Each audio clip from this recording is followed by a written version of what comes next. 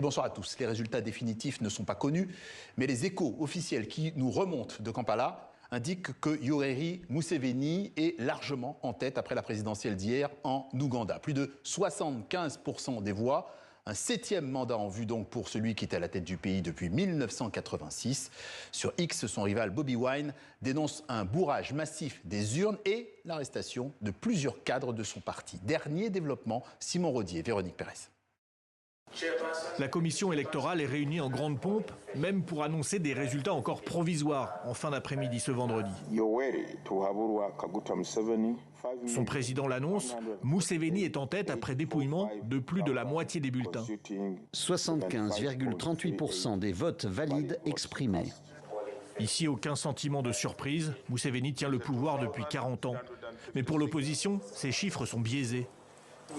Nous sommes en mesure de comparer les scores présentés ici avec les déclarations faites au niveau des districts. Le manque de transparence de ces résultats révèle clairement un problème. Dans Kampala, les magasins sont fermés, Internet aussi, comme depuis plusieurs jours, et les forces de sécurité patrouillent. C'est un peu inquiétant, car ce n'est pas normal. Comme vous pouvez le voir, j'ai fait le tour des magasins, mais ils sont tous fermés. Tout le monde se terre dans un coin. Certains se cachent. Peut-être en attendant de voir, après l'annonce du vainqueur, si l'activité reprendra normalement. Nous, on est des mototaxis et on n'a aucun client.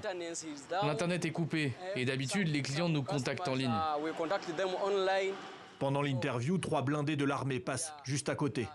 Un climat délétère, surtout subi par la National Unity Platform, le parti de l'opposant, Bobi Wine, qui a mené campagne avec gilet pare-balles.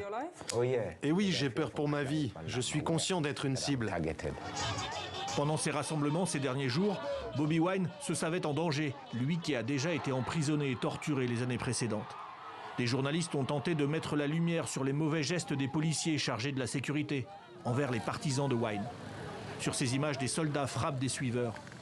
Amnesty International a déclaré plus de 400 arrestations des supporters de l'opposant. Le parti dénonce même au moins 10 morts tués par l'armée. Un cadre des forces de sécurité admet 7 tués lors d'échauffourées pendant les dépouillements dans le centre du pays. Des journalistes de l'agence AP ont pu filmer ces images en fin d'après-midi vendredi dans un quartier populaire. Gaz lacrymogène et des jeunes femmes en fuite. Une tension bien réelle à Kampala, même avant l'annonce définitive des résultats.